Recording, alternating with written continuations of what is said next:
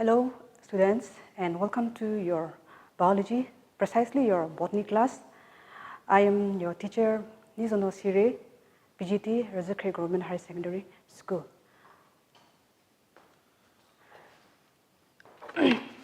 Okay, some of you may have started your class, and by now some of you have procured your textbooks, or maybe some of you have not yet procured your textbook. Anyway, we will be studying 5 units in all together, and under each unit there are two sections each, section A and section B. In all the 5 units, section A you will study under botany, and section B you'll study it under zoology. So without further ado, let's straight away go to our botany class.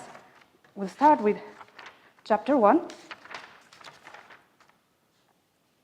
Chapter 1, under Unit 1, Reproduction, Section A. Reproduction in organisms, as is written in the board.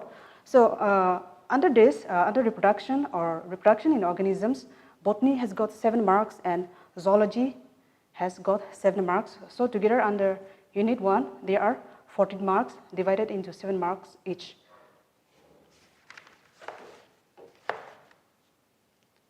As we look around the world, we see that there are a variety of living organisms in this world, and the plants and animals are the major living organisms.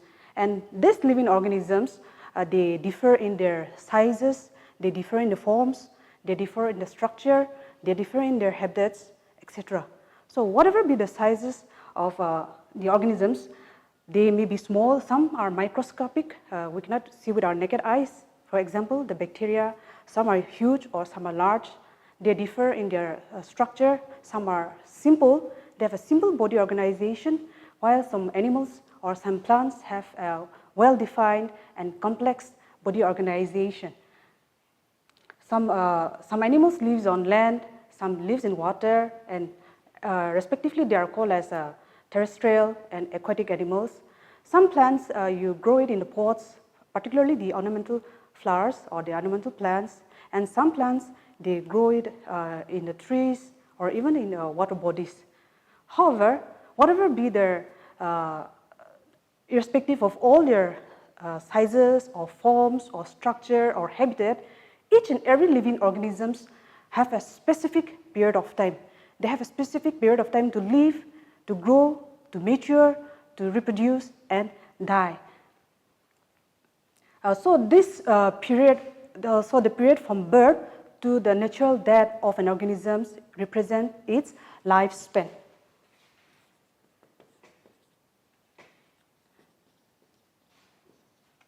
The period from birth to the natural death of an organism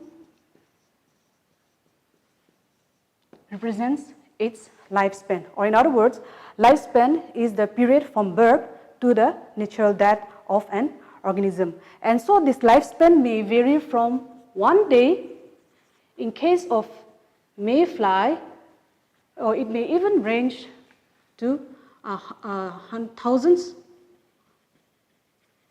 of years.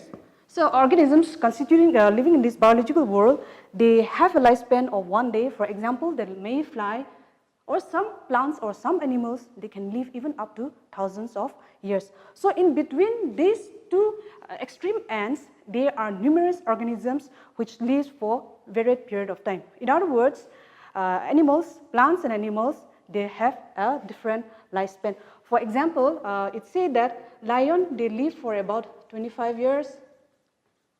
Then elephant can live for about 70 to 90 years. Then the banyan tree can live for about 200 years. So each and every organism has its own lifespan, has a certain period to live and to die, and the lifespan can range from 1 day to thousands of years, and in between these two extremes, the lion, it says that they can live for about 25 years, elephant can live for about approximately 70 to 90 years, the banyan tree can live or survive up to 200 years. So whatever be the lifespan, be it a day or be it hundreds of thousands of years, each and every organism has only a certain period to live. We all are immortal. We have a certain period to live, after which we die. But in spite of that, given this reality, the various organisms, they have existed on Earth, they are existing, and they will continue to exist. So there must be some process that is able to help the organisms, help the biological world to continue its race, continue its species, or helping it to perpetuation. So that process is known as reproduction. That process is known as reproduction. Reproduction is a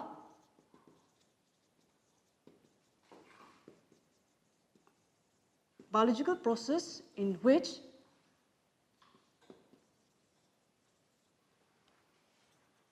an organism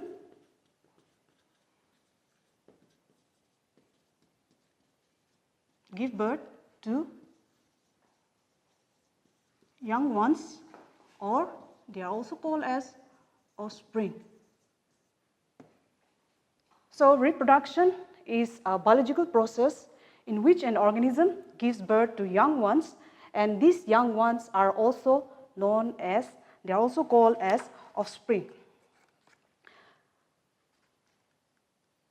So as I've said, there's a huge diversity of organisms in this living world, and each of these organisms have developed its own mechanism of reproduction. They have developed its own mechanism of reproduction, and basing on whether there's a single parent involved, or whether there are two parents involved, or whether there's fusion of gametes, or whether there's formation of gametes and fusion of gametes, or whether there's no fusion, there's no formation and no fusion of gametes, reproduction is basically of two types: asexual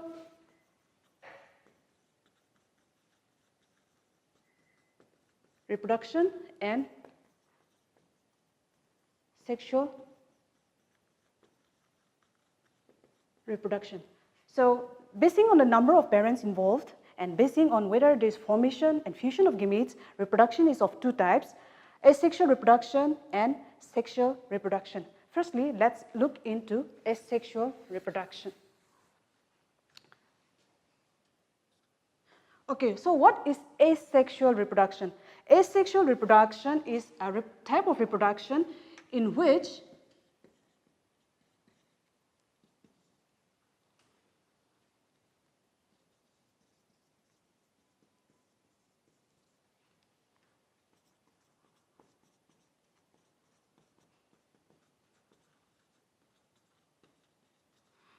there is only one parent involved and there is no formation and there is no fusion of gametes. Asexual reproduction is a type of reproduction in which there is only one parent involved and there is no formation and no fusion of gametes. Or in other words, asexual reproduction, it is uniparental. It can be also called as uniparental or monoparental.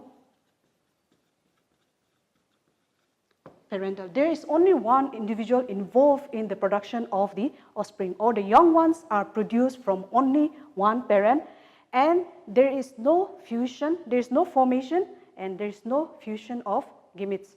So this is asexual reproduction.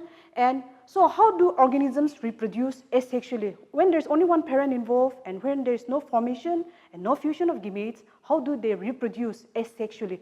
So let's look into some of the types of asexual reproduction, or how organisms reproduce asexually. So some of the types of asexual reproduction are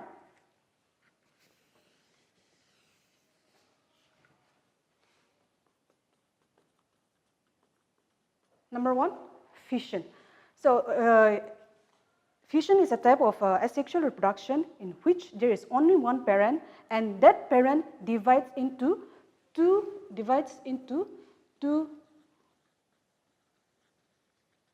daughter cells, and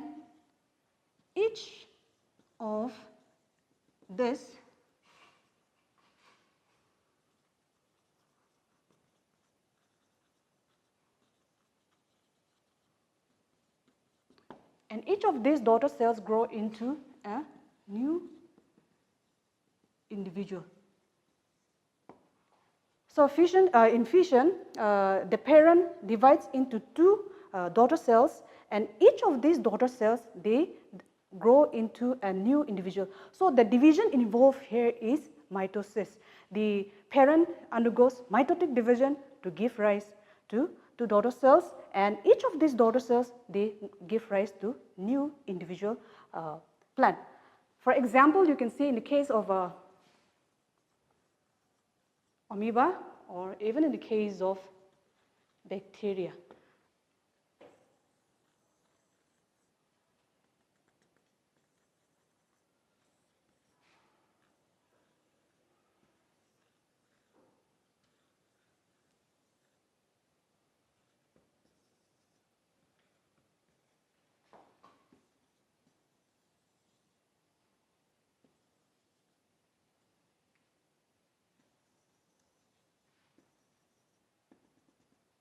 Okay, so this is an example of fission taking place in amoeba. This is the parent amoeba. It undergoes mitotic division to give rise to two daughter cells. So fission is even present in case of bacteria. So this is a type of asexual reproduction where organisms divides mitotically into two daughter cells and give rise to new individuals. These are the two individuals which can grow into the parent amoeba and then repeats the life cycle again. So this is the first type of reproduction, and the second type of reproduction is asexual reproduction is budding. Budding is a type of asexual reproduction in which new individuals arises on the parent, and upon detachment from the parent, they grow back again into a new individual. For example, budding is seen in case of yeast.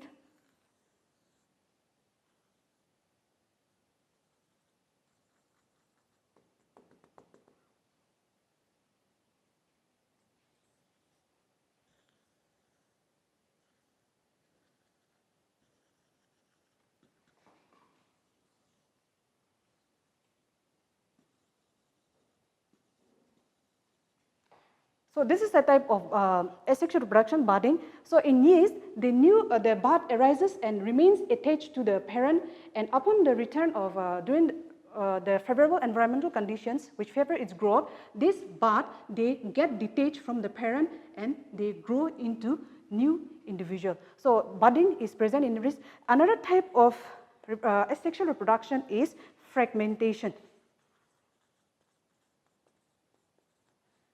As the name implies, fragmentation is a type of asexual reproduction where an individual parent breaks up into fragments. It can be 2 fragments, it can be more than that, and each of these fragments, they are capable of growing into new individual plankton. For example, in case of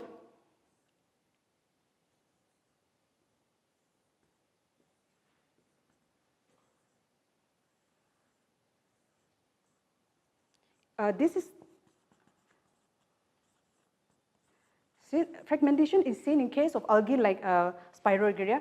These Spirogyria, they break up into fragments. Breaking up can be accidental or during the process of reproduction.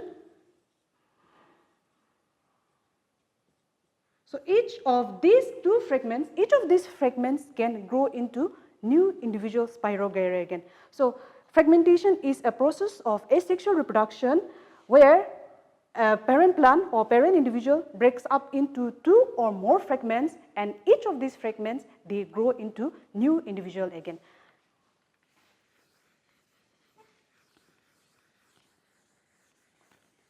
Another type of asexual reproduction is sporulation.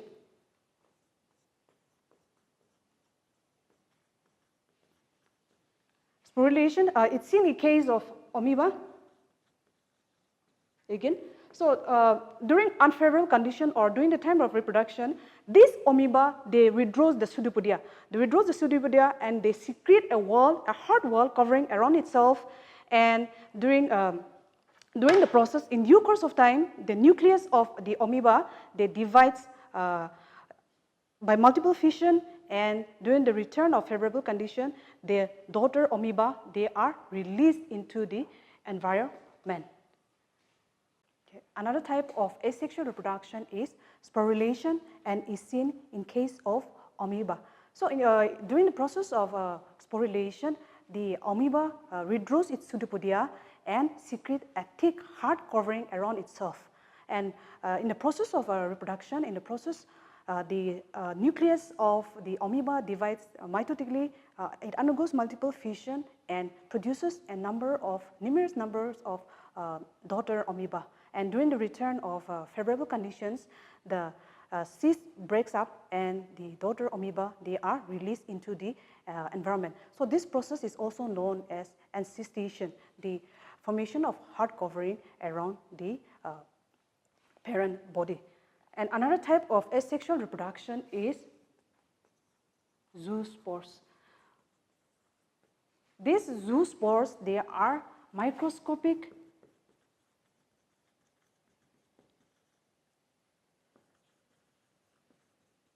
they are flagellated and motile spores. Zoospores, they are microscopic, they are flagellated, they have flagella. The number of flagella may be 1, 2, or numerous, and they are motile. They can move from one place to another because of the presence of flagella. And this is seen in the case of algae like Chlamydomonas.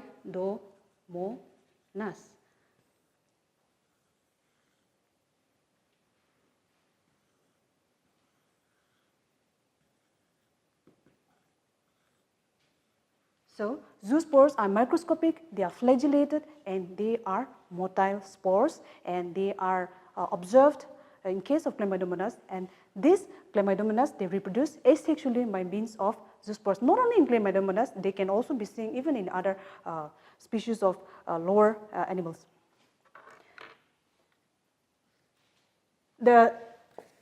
While these types of reproduction, be it fission, be it fragmentation, be it sporulation, or be it budding or zoospores formation, they are present or they take place in the lower animal kingdom or they take place in the lower plant kingdom. So what about the other plants, the higher plants particularly? The plants, they reproduce asexually by vegetative method, or it is also called as vegetative reproduction or vegetative propagation. So in plants, instead of using the term asexual reproduction, the term vegetative reproduction or vegetative propagation is used. So what is vegetative propagation or what is vegetative reproduction? It is a type of reproduction in which new individuals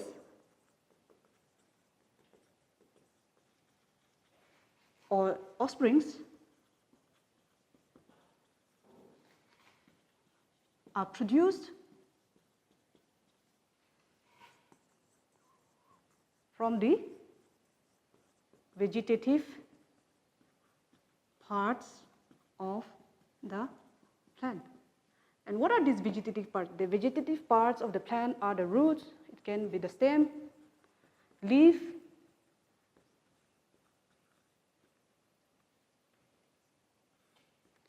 okay.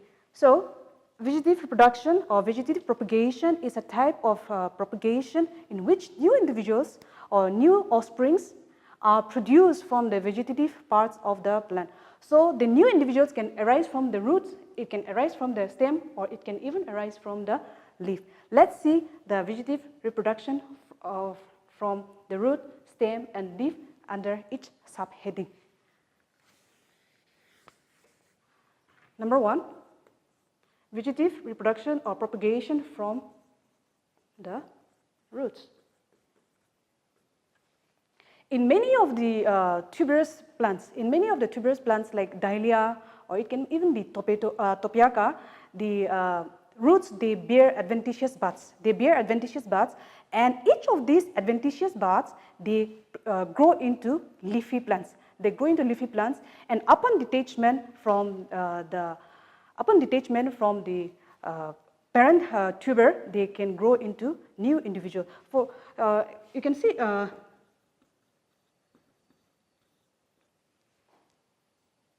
Or even in case of dahlia, they have tuberous roots. And they, as I've said, they produce the roots. They bear adventitious buds, and each of these buds, they grow into producing leafy shoots. And upon detachment from the roots, they grow into the individual plant again. And vegetative propagation from the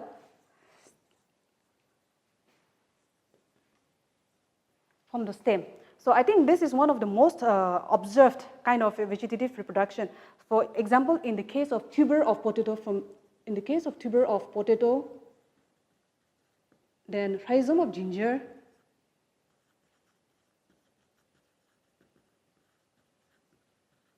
then the corm of colocasia, or the bulb of onion. These tuber, the rhizome, the corm, the bulb, they are underground modified stem. And these are certain things that you have learned in your class 11, and this will not be difficult for you. So being a stem, the tuber, the rhizome, the corm, or the bulb, they are modified stem, and you know that stems have nodes and internodes. So this potato, ginger, colocasia, or onion, they reproduce vegetatively by means of this tuber, rhizome, corm, and bulb, where the young ones, or the buds, adventitious buds, or the new buds, they are present at the nodes.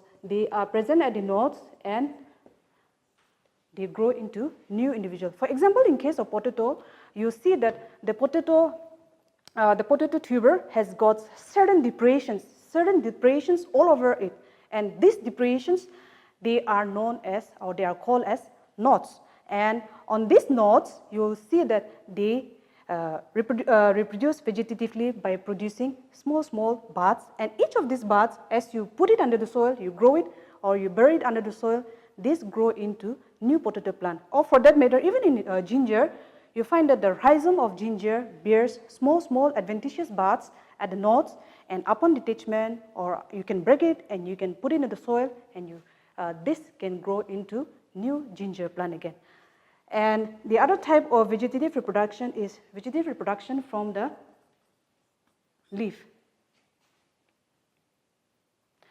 The most common example you can see or observable is the brio. It's seen in case of bryophyllum.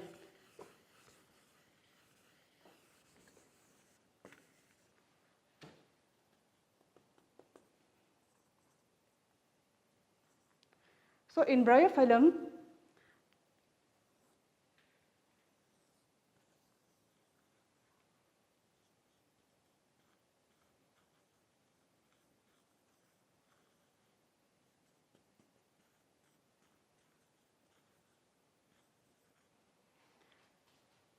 the new plantlets, or the young offsprings, they develop at the notches. They develop at the notches of the margin of the leaf, and whenever this leaf falls on suitable soil, each of these young leaves or your plantlets, they can grow into new individual. So these are certain natural methods of vegetative propagation, and besides this, there are also other artificial methods of vegetative propagation, like cutting, like layering, and grafting. So besides vegetative propagation through the root, stem and the leaves. There are some other artificial methods of vegetative reproduction by means of cutting of the stem. There's also another method called the layering and grafting. So these are the different types of asexual reproduction taking place in the animals and taking place in the plants. And the next we will see with sexual reproduction.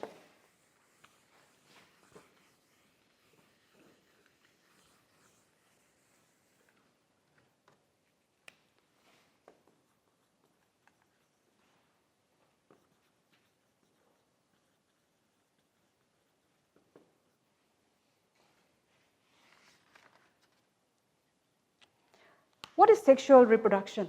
So, sexual reproduction is the opposite of asexual reproduction. So, sexual reproduction is a type of reproduction in which there is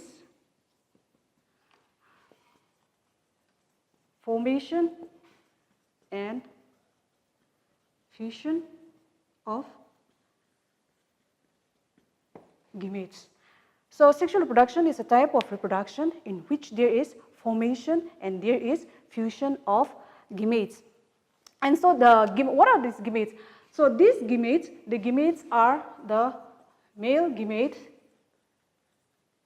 and the female gamete. The male gamete is also called as the sperm or the enterozoid, and the female gamete is called the egg or the ovum.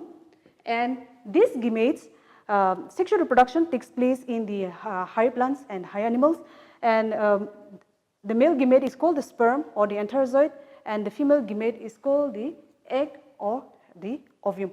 The gametes, the sperm and the egg, they are produced within specialized structures. The sperm is produced within the testis or in the testis, and the egg is produced in the ovary. So, in sexual reproduction, it involves the formation and fusion of gametes. The male gamete is called the sperm, produced in the testis, and the female gamete is called the egg or the ovum, produced in the ovary. So, this, since it involves the fusion of gametes, since it involves the fusion of two different sex cells, the young ones produced are genetically, they are different from the parent, unlike asexual reproduction. In asexual reproduction, the offsprings or the young ones are morphologically and genetically identical to the parent. However, in case of sexual reproduction, the young ones or the offsprings, they are morphologically and they are genetically different from the parents, and they are different from one another. So each and every organism, in order to reach this reproductive stage, they have to grow, and only after a certain period of growth, they reach the reproductive stage. So that stage of growth is known as the juvenile stage. This juvenile stage is the stage of growth before reaching the reproductive stage. Next is the reproductive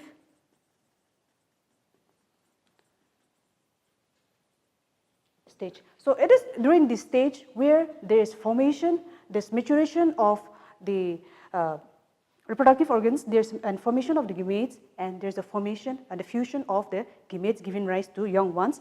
The reproductive stage is followed by the old age, where there is slowing down of all the metabolic activities, and this old age ultimately leads to the death of an organism. So old age, or in case of plants, it is called as senescence. So these are the stages which an individual organism, be it plant or be it animal, they have to undergo to in its lifespan. So juvenile stage, the period of growth, the reproductive stage where there's formation and the fusion of gametes and formation of the new ones, followed by the old age stage or senescence, where there is slowing down of metabolism, and the old age stage or senescence leads to the death of an organism. So whatever be the organism, be it small organism, big, or be it, the lifespan may be 1 day or 1,000 years, each and every organism that is living on this earth, they have evolved, they follow a particular sequence. They have a sequence of reproduction. They follow a particular sequence of reproduction, and that sequence of reproduction can be grouped into 3 distinct stages. They can be grouped into 3 distinct stages or phases: pre-fertilization phase or stage,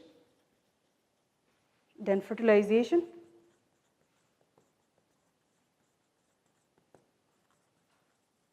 phase, and the post-fertilization phase. So every living organisms, they follow a particular sequence of reproduction, and the sequence can be grouped into 3 categories or 3 stages or 3 steps. The first is the pre-fertilization phase, then the second is the fertilization phase, and the third is the post-fertilization phase. Pre-fertilization phase, it includes all those activities before the fertilization, before the fusion of the gametes takes place. It involves the formation of gametes. That means it involves the formation of gametes or gametogenesis and transfer of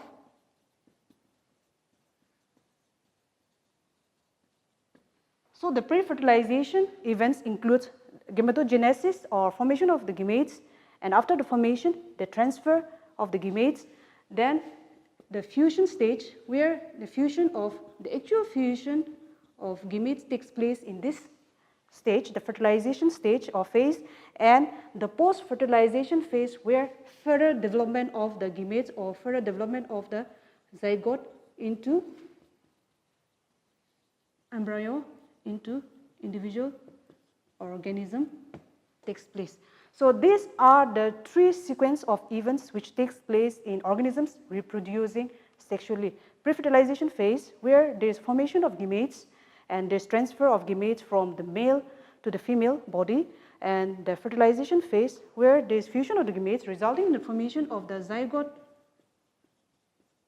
and the post-fertilization phase where there is the development of the zygote into the embryo, and the embryo undergoes further development into an individual organism again.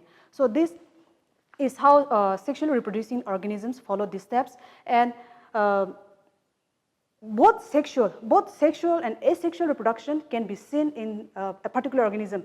They can be seen in particular organism, or in some organisms they follow only asexual reproduction, while in some organisms they follow both asexual and sexual organism. So whatever be the case, the organisms producing asexually, they follow the different methods like fission, they follow budding, they reproduce asexually by means of fragmentation, sporulation, and zoospores, while in those organisms that reproduces sexually, they follow the pre-fertilization phase, the fertilization phase, and pro-fertilization phase, while in case of plants, they can follow the, in some plants, particularly the lower plants, they follow the asexual phase, asexual types of reproduction, as well as the vegetative methods of reproduction like propagation from the root, propagation from the stem, propagation from the leaf, and they also can be propagated by means of cutting, by means of layering, and by means of grafting. So we'll stop from here, and in the next class, we'll see with this 3 sequence of events in a more detailed way. Thank you for listening.